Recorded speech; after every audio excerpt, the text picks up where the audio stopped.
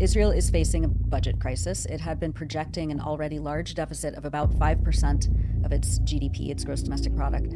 But just in the last few days, credit rating agency Moody's says that Israel's budget shortfall is more likely to be about 8% of GDP, which works out to be about $43 billion of spending that it can't cover just for 2025 alone.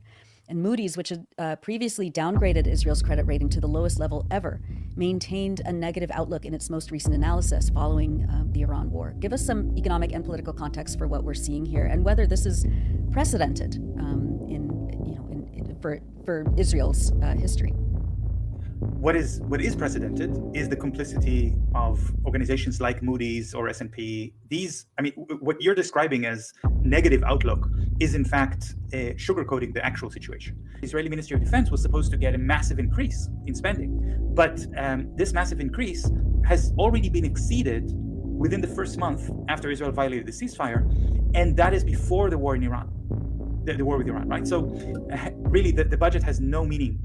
And any other country which would be breaking its own budget in this way and spending without any consideration to what it means and getting deeper and deeper into debt at such an alarming rate, any other country that would be doing this sort of policy would be then shut down by the international community, which has happened to Argentina in 2000 and to Greece in 2007, but it's not happening to Israel because of this complicity.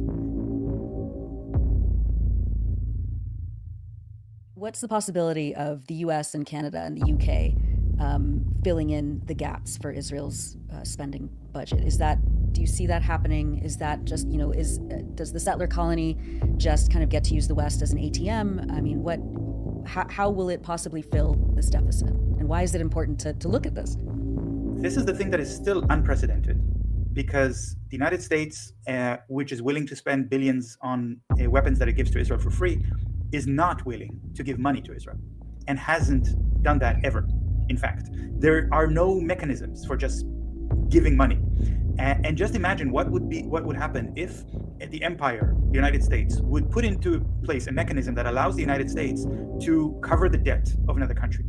What would that mean when the global South says, well, we have some debts that were incurred because of centuries of colonialism, and it's the West's responsibility to cover those debts? So there's a good reason why these mechanisms don't exist. This is part of colonialism heritage that we live through in our world.